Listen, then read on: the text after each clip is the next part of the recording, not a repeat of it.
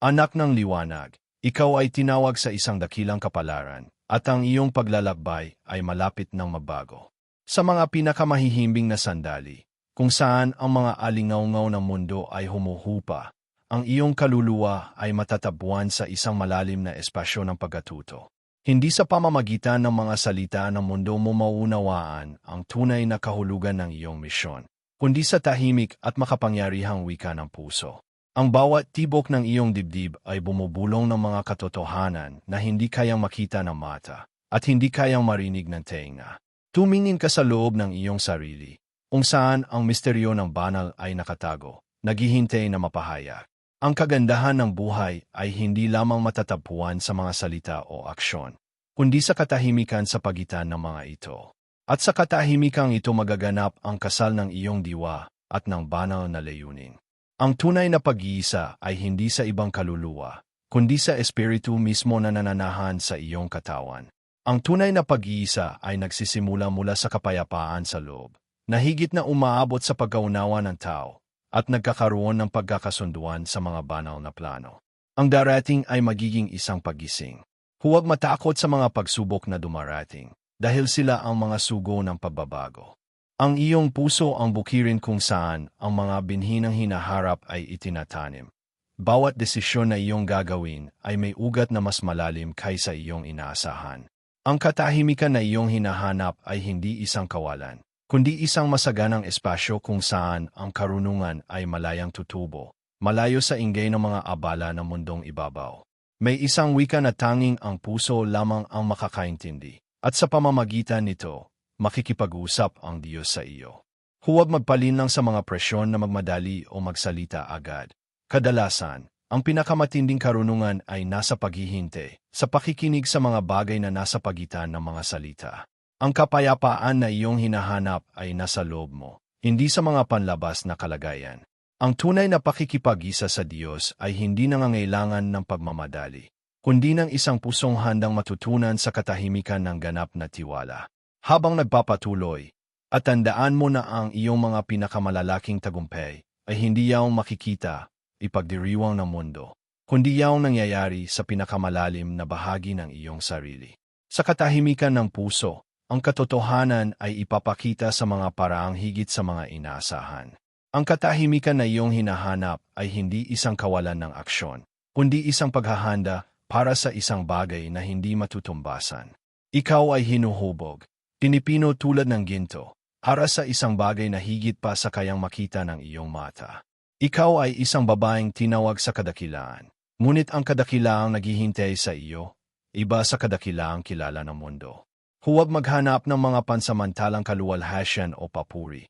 Bagkus, maghanap ng pagkakaisa sa iyong pinakadiwa. Ang tunay na lakas ay nagmumula sa pag-unawa ang iyong puso, ang ugnayan ng langit at lupa. At sa pamamagitan nito, ang banal ay ipinapakita sa mga makapangyarihan at banayad na paraan. Ang kasal ng iyong diwa at ng banal na katotohanan ay malapit na, at ito ay ipapahayag sa tamang panahon. Bawat hakbang na iyong gagawin, isang hakbang patungo sa isang mas buo at mas totoo na buhay.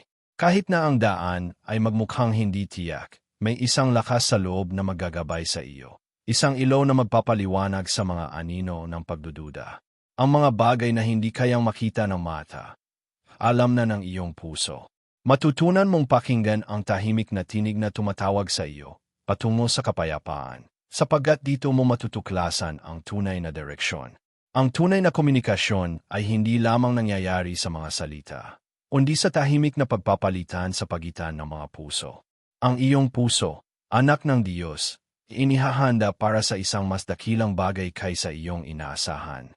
Huwag maliitin ang kapangyarihan ng katahimikan, dahil dito ipapakita ang iyong espiritu at ang walang hanggang karunungan.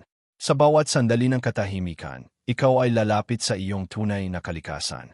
Ang pag-ibig na iyong hinahanap ay hindi isang pag-ibig na matatagpuan sa labas mo, kundi sa loob mo mismo.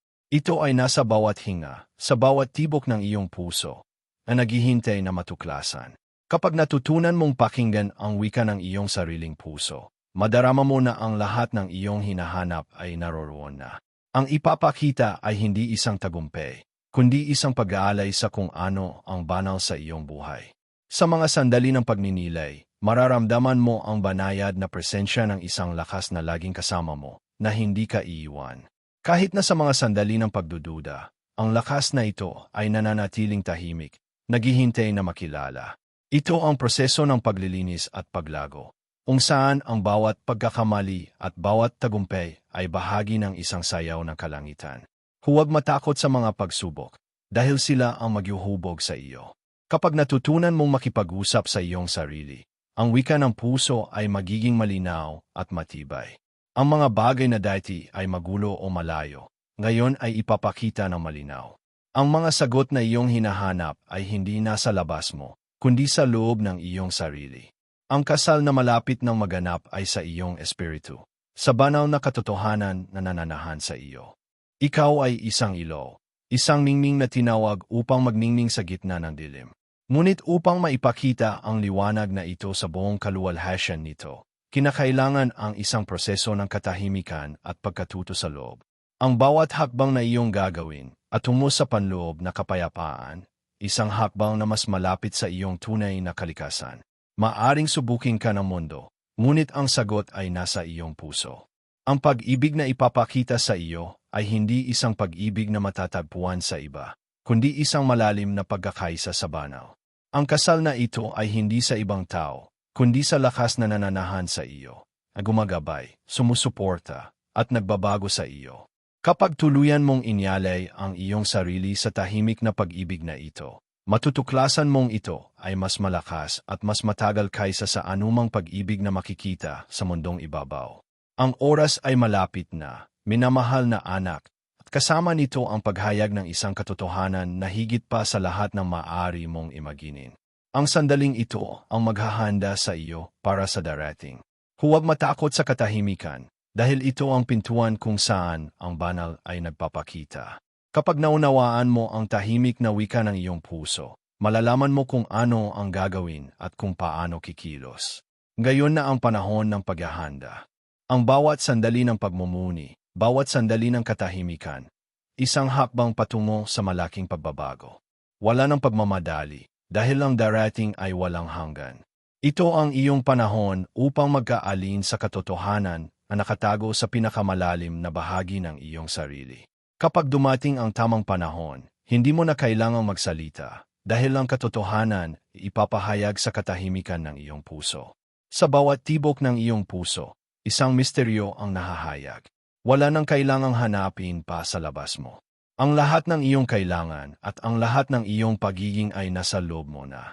Matutunan mong magtiwala sa tahimik na tinig na gumagabay sa iyo.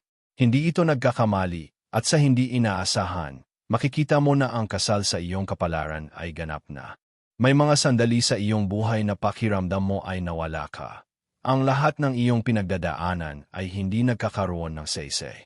Ngunit tandaan mo, anak ng liwanag, na sa mga ganitong oras, ang kaluluwa ay hindi kailanman napapaalis sa landas. Ang pagkawalay na iyong nararamdaman ay hindi pagtatapos, kundi isang paghahanda.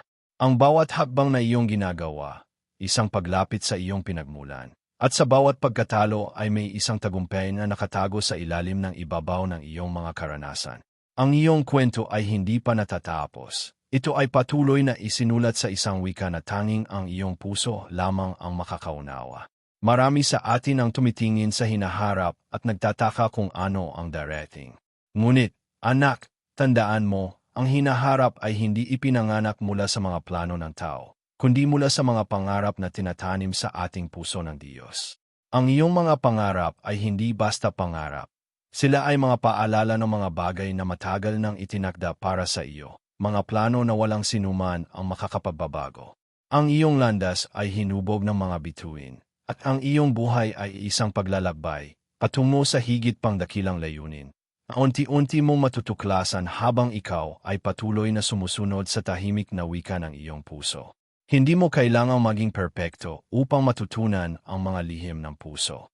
Ang mga aral ng buhay ay natutunan hindi sa mga tagumpay, kundi sa mga kabiguan na may kasamang mga tawa at luha. Sa bawat hakbang na iyong tinatahak, may isang mas mataas na layunin na nag-aantay na ipakita ang sarili nito. Ang mga bagay na tila hindi mo maintindihan ngayon ay magkakaroon ng kahulugan sa tamang panahon. Ang iyong mga hinanakit, mga pagkalugi, at mga pagsubok ay mga yaman na magsisilbing gabay sa iyong mas mataas na tawag. Ang katahimikan ng iyong puso ang magbibigay linaw sa lahat ng ito. Pwede bang maging totoo ka sa iyong sarili? Pwede bang tanggapin mo ang iyong sarili ng walang takot, walang alinlangan? Ang pinakamatinding kalayaan ay ang kalayaan mula sa mga takot na naglalagay ng mga hadlang sa iyong kaligayahan. Kapag natutunan mong yakapin ang iyong buong pagkatao, natutunan mo ring yakapin ang iyong banal na misyon sa buhay. Hindi ka natatakot sa hindi mo pa nakikita, dahil alam mong ikaw ay laging pinapalakas ng isang pag-ibig na higit pa sa lahat ng bagay na iyong kayang intindihin. May mga pagkakataon na ang mga tao sa iyong paligid ay magpapakita ng mga palatandaan ng kawalan ng pag-unawa. Ngunit hindi mo kailangang mag-alala, dahil ang iyong tunay na misyon ay hindi nakatali sa kung paano ka tinitingnan ng iba. Ang iyong landas ay hindi makikita ng ibang tao, ngunit tanging ikaw ang may kakayahang maglakbay dito. Ang wika ng iyong puso ay hindi isang wika ng mundo, ito ay isang wika ng kalangitan. At sa wika ng kalangitan, ikaw ay hindi kailanman nag-iisa. Sa bawat pagkatalo na iyong nararanasan, may isang malalim na kasaysayan na nabubuo sa iyong kaluluwa. Hindi mo man ito nakikita, ang iyong mga pagkatalo ay mga hakbang na nagdadala sa iyo ng mga pagpapala na hindi pa dumarating. Huwag mong hayaan ang mga pagsubok ay magpatahimik sa iyong diwa. Ang mga ito ay mga pagkakataon ng paglago. Ang mga pagsubok ay hindi para pabagsakin ka, kundi para palakasin ka. Ang bawat hakbang mo ay isang piraso ng kabuuan ng iyong kwento na malapit ng mabuo. Hindi mo kailangang magmadali. Ang hinaharap ay darating sa tamang oras, at ang mga bagay na iyong hinihintay ay dumarating kapag ikaw ay handa na. Huwag hayaang ang agos ng oras ay magtakda ng takot sa iyong puso. Matutunan mong tanggapin ang bawat hakbang, bawat minuto, bawat sandali bilang isang biyaya. Ang bawat hakbang ay isang pagtutok sa iyong layunin, isang hakbang patungo sa iyong pinakahihintay na pagbabago. Walang pagmamadali, walang pangangailangan na magpakita sa iba, dahil ang iyong kwento ay nagsasalita ng tahimik sa wika ng Diyos. Hindi mo pa lubos na naunawaan ang kahulugan ng mga pagkasalungat na iyong naranasan.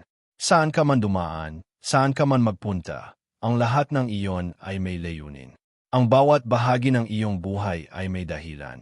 Bawat hakbang ay isang patunay ng iyong lakas at tapang.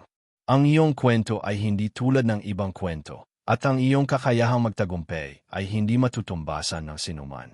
Ikaw ay itinakda para sa isang layunin, at ang lahat ng iyong nararanasan ngayon ay mga hakbang patungo sa isang mas mataas na misyon. Tulad ng isang ilaw na dahan-dahang umaabot sa dilim, ikaw ay isang saksi sa mga pag-aalay ng kaluluwa. Wala kang nakikitang sagabal na makakapigil sa iyong landas.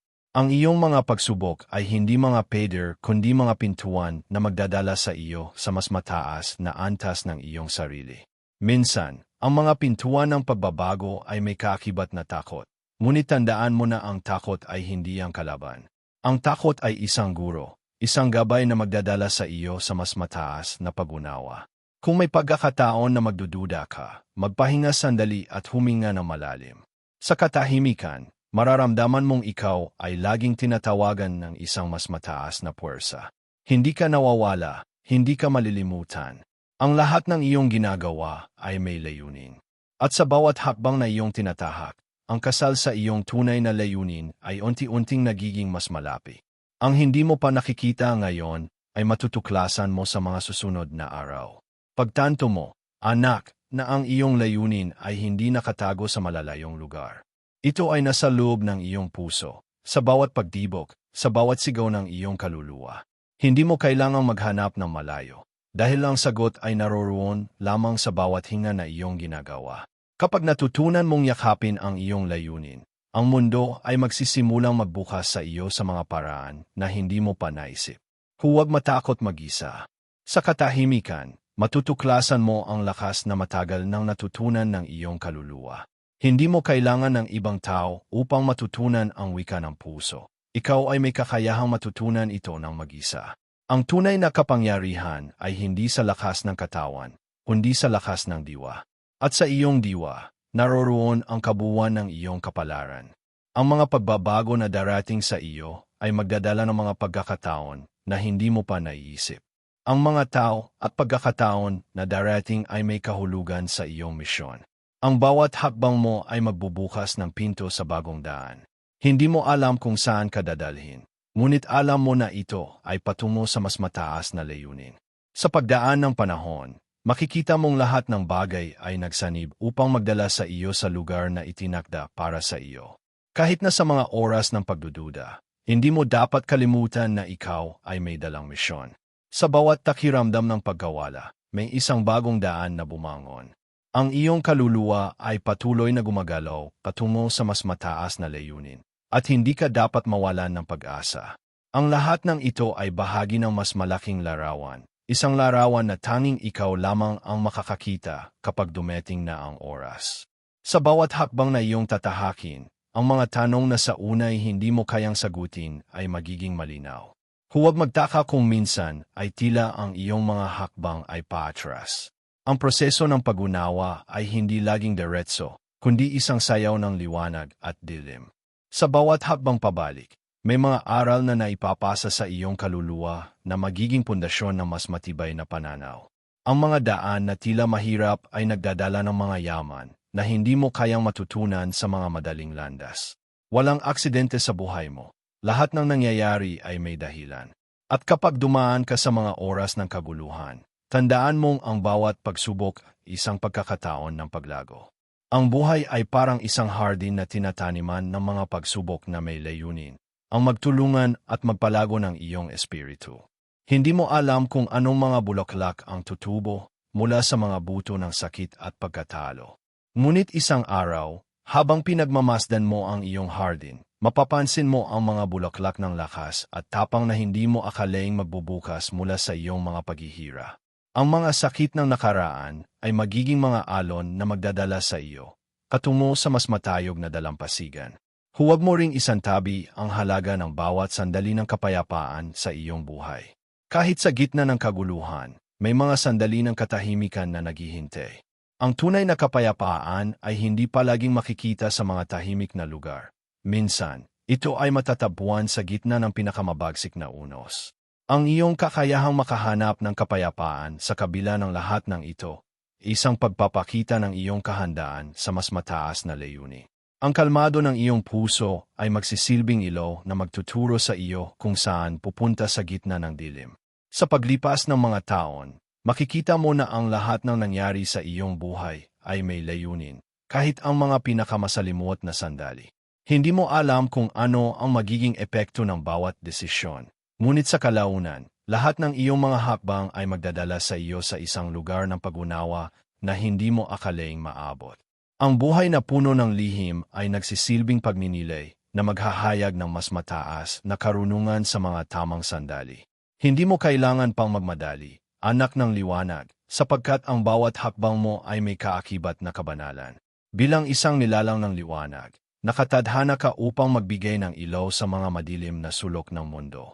Ngunit bago mo magawa ito, kailangan mong matutunan ang tunay na kahulugan ng liwanag. Hindi lamang ang pagpapakita nito sa iba, kundi ang pagpapalago nito sa iyong sarili. Ang liwanag na iyon ay nakatago sa bawat silakbo ng iyong puso, sa bawat pagsubok na iyong nalampasan. Ang bawat sandali na ang iyong puso ay nagtitiis, isang sandali ng paghuhubog na magdadala sa iyo sa mas mataas na antas ng pagkatalino. Huwag matakot maglakbay mag-isa. Ang mga tao at karanasan sa iyong paligid ay may papel na ginagampanan sa iyong paglago. Ngunit may mga sandali na ikaw lamang ang makakapagbigay ng tamang tugon sa iyong hinaharap. Ang bawat hakbang na iyong tatahakin ay mas lalalim na mabubukas ng mas maraming pinto. Pinto ng pag-unawa, pinto ng karunungan, pinto ng kapayapaan. Sa bawat hakbang na iyong gagawin, mas matutuklasan mo kung gaano kalaki ang iyong kakayahan. Hindi mo pa nakikita, ngunit ang kapangyarihan ay nasa iyong mga kamay. At kahit ang mga sandali ng pagkatalo ay nagiging mahalaga sa iyong paglalakbay. Sa bawat pagkatalo, may natutunan ka na magdadala sa iyo ng mas malalim na kaalaman. Ang bawat pagkatalo ay isang pagkakataon na magbukas ng bagong pinto na matagal mo o nang ipinagpapaliban. Sa mga pagkakataong magmukhang matamlay ang lahat, Huwag kalimutan na sa bawat dilim ay may liwanag na naghihintay na muling magningning. Bawat hakbang patungo sa dilim, isang paghahanda sa mas maliwanag na bukas. Kung sa ngayon ay ramdam mo ang takot sa hinaharap, tandaan mong ito ay bahagi ng proseso. Ang takot ay hindi kalaban, kundi gabay na magsasabi sa iyo kung nasaan ka sa iyong landas. Ang takot ay isang indikasyon na ikaw ay lumalago, natututo, at tinatanggap ang mga bagong pananaw na hindi pa dati bahagi ng iyong mundo. At sa bawat hakbang na iyong tinatahak, ang takot ay nawawala. Ikaw ay patuloy na bumangon mula sa bawat pagsubok na dumating sa iyong buhay. Isang araw, mararamdaman mo na ang lahat ng ito, ang lahat ng iyong pagsubok, mga pagkatalo, at mga aral ay nagdala sa iyo sa isang lugar ng ganap na pagkaunawa. Walang aksidente, anak, at ang bawat detalye ng iyong buhay ay may layunin. Ang iyong buhay ay isang kwento, walang katapusang muling pagsila. Hindi mo pa nakikita ngayon, ngunit darating ang panahon na ikaw ay matututo kung paano gawing lakas ang bawat hamon at gamitin ito upang bumangon sa bawat pagkakataon. Gayon, sa kabila ng lahat ng mga pagsubok, may darating na isang malalim na pagninilay, isang pagninilay na magpapakita sa iyo ng mga bagay na hindi mo akalaing matutuklasan. Ang mga lihim na natagpuan mo sa iyong kaluluwa ay magsisilbing gabay patungo sa iyong misyon. Ang bawat hakbang na iyong gagawin ay hindi lamang para sa iyong sarili, kundi para rin sa iba. Lahat ng ito ay magkakaroon ng kahulugan, at isang araw ay matutuklasan mong ikaw ang magsisilbing gabay para sa iba. Maraming salamat sa iyong oras at sa pagtangkilik sa mensaheng ito. Naway magbigay ito ng liwanag at lakas sa iyong paglalakbay. Ang iyong pagkakaroon ng tapang at pananampalataya ay mahalaga. Ang bawat hakbang mo ay may kabuluhan. Kung nadama mo ang gabay na ito sa iyong puso, nais kong marinig mula sa iyo. Pakiusap, kumpirmahin ang pagtanggap ng mensaheng ito sa pamamagitan ng pagsabi na, kaya kay Yenji lahat essay kanya, ay nagpapalakas essay akin. At tandaan, ikaw ay isang mahalagang bahagi ng ating komunidad. Huwag kalimutan na mag-subscribe sa aming channel at i-activate ang bell notification upang lagi kang maging updated sa mga susunod na mensahe. Gabay na magpapaalab pa ng iyong kaluluwa. Ang iyong presensya ay mahalaga, at sama-sama tayong maglakbay patungo sa mas mataas na misyon.